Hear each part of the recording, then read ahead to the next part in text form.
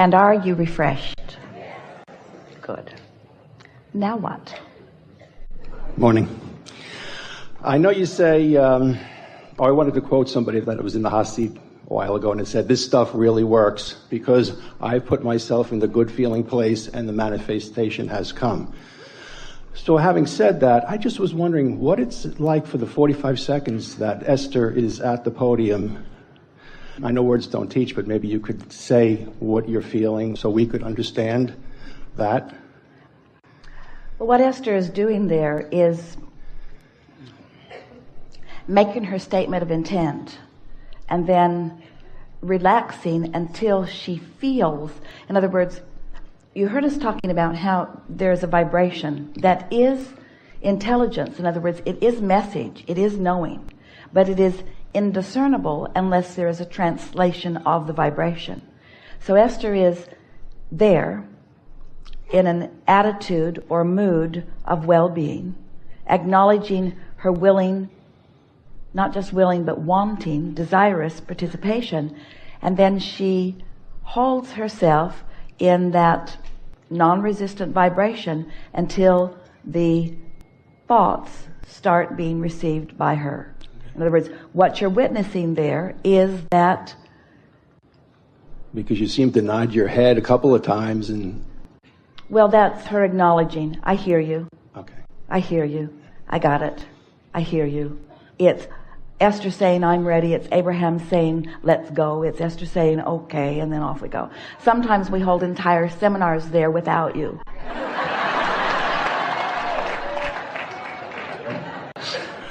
All right, that's good. I just was wondering, like you say, everybody has the ability to do what you do, and I'm wondering if I'm holding myself in a good feeling place till the manifestation comes, am I doing what you're doing? There's one clarification that we want to make with you, and then we'll answer that question specifically.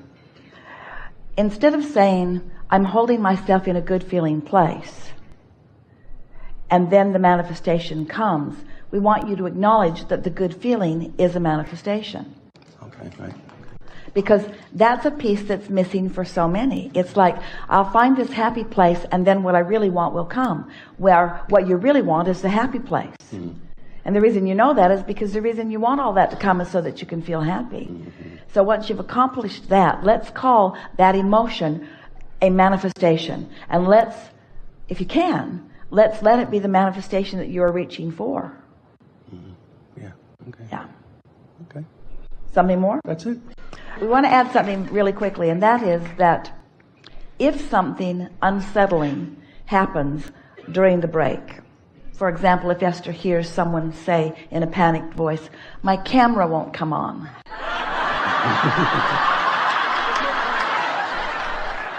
Or the white balance hasn't been reset.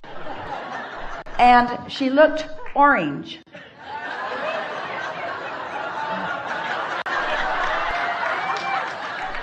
Now we're just making stuff up. Then it takes longer for Esther to come into that vibration of allowing. Right. In other words, she's got stuff she's got to let go of. Right. I don't want to be orange. I don't want to be orange. I don't want to be orange. I don't want to be orange. I don't want to be orange. I don't want to be orange. I don't want to be orange. And finally she just lets it go and accepts that if she's orange, she's orange. So sometimes that's why the amount of time that it takes before she actually moves into that is because it depends on if there is any resistance for her to relax out of the way of. Yeah. Right. Yeah. Thank you. That's so good. Thank you. Thank you. Cut it out. No reason to worry about anybody. I had a vision of creating wealth, and an opportunity came to me to manifest it into a house.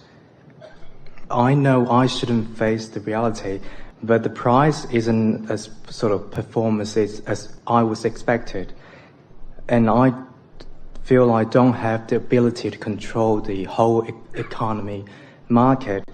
And I would like to know, what do I do to most effective and to trust this is the best experience and the outcome would just follow and the manifestation will be exactly what I want. Is this something that has already occurred? Are you already in that process? Yes. And so, thinking in terms of what feels best to you, since everything that comes to you comes in response to your vibration, and your vibration is indicated by how you're feeling, then isn't it logical that the things that you say to yourself that shore yourself up, the things that you say to yourself that cause you to feel more and more secure, are the things that cause you to offer a vibration that would bring back to you things that you want? Isn't that logical? Yes. So when you say, I can't control the economy of the world, or I can't control the market, you may want to add something to that, such as, and I don't have to. You may want to add something to that, such as, there are people who thrive in all economies. Or sometimes an economy that seems not as good to the masses is really a better economy for the masters. In other words, those who focus always thrive. Do you acknowledge that? Yes. That there are those who thrive in all economies? So it's a matter of soothing yourself. Give us some of the words that you've been saying to yourself or out loud about this experience. Everyone who might have experienced this, they usually jump higher or they go higher than where they were, and people utilize this experience to see there's more opportunity out there and, I don't know, sharpen their awareness of what they want. Good. And this is my sorting and find out what I want exactly. And the longer view is always helpful. In other words, not looking too soon, not taking score too soon, giving it an opportunity to demonstrate what my vibration really is. Things are always working out for me. Things are always working out for me. Things are always working out for me. Things are always working out for me. So, give us the specifics of your question more fully. Okay, so for anyone who might have a desire in their vortex, and if something that they want, and since I have a desire in my vortex of something that I want, I know so specifically, and I thought I was in a really good place to receive that, but if it's something not exactly a match or what I expected, what should I do? Then you should say, it's still in the process of becoming, and this is a clarifying experience for me, and in time I will see the benefit of this clarifying experience, and things are getting better and better, and as I don't take score too soon, in other words, what are the aspects of the experience that do feel good to you?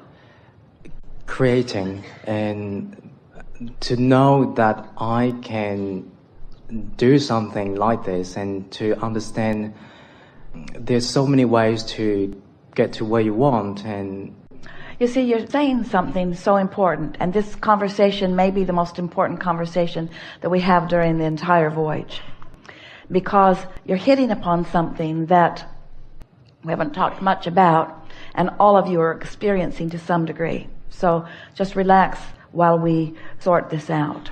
So many times as we are talking about creating, you are talking about things that you desire that have not yet manifested.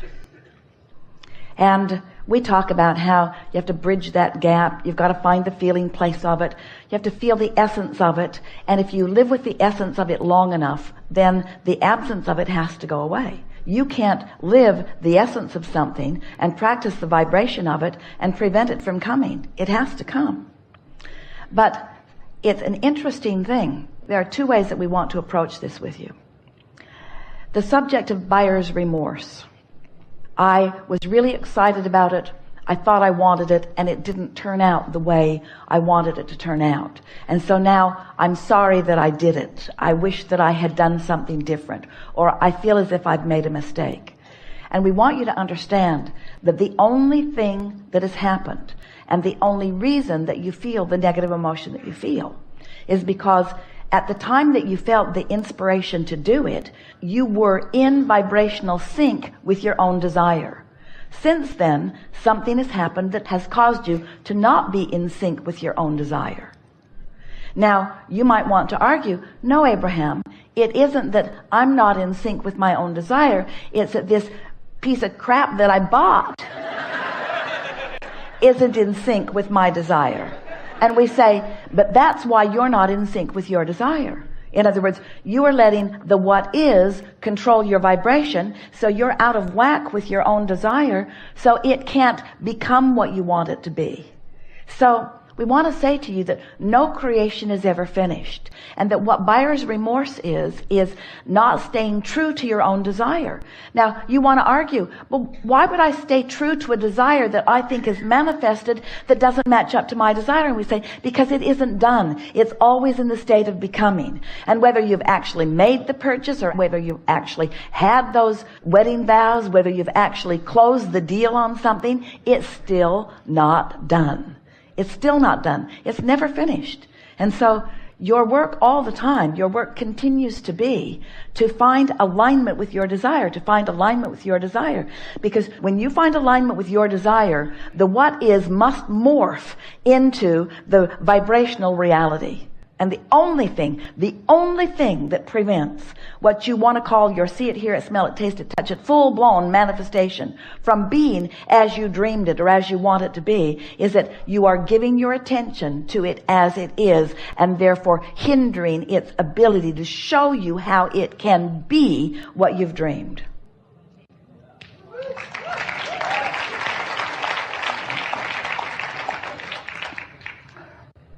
We enjoy watching you in the pre-manifestation stages of things, because it's the see it, hear it, smell it, taste it, touch it manifestation stage where your energy is usually the clearest. As you're dreaming your relationship, or as you're dreaming your financial empire, or as you're dreaming your work enterprise, as you're dreaming it, your vibration is usually clearer. And then we're talking about before the first board is hammered in the building, and before the first equipment is brought in, and before the first employees are hired. You get the sense of what we're talking about. Because once you begin living in your reality, that's when you start noticing the aspects of it that aren't pleasing to you. And that's when you start hindering the continuation of it being as you dreamed it, because you're facing the reality. In other words, you're getting your cart before your horse. You're demanding that the condition give you what you want. And if you could stop demanding that the condition be the reason that you're joyful, and instead find your ability to dream it and imagine it to be the reason that you're joyful, then it has to catch up with the dream. It has to. Your facing reality is what hinders you, you see. So there is this misunderstanding. It's a sort of flawed premise that goes like this. I stand without something I want. I dream it, dream it, dream it, dream it, dream it. Purchase it, and it should be exactly as I've dreamed it. And we say, it's going to be whatever it is, and it's going to reflect to you what you've been offering vibrationally, and it will demonstrate to you the mix of vibrations that you've got going on every single time. And now you still have more opportunity to clean up your vibration, more opportunity to find the path of most allowance, more opportunity. And everything in your life will continue to transform right before your eyes as a perfect reflection back to you of what you've got going on vibrationally.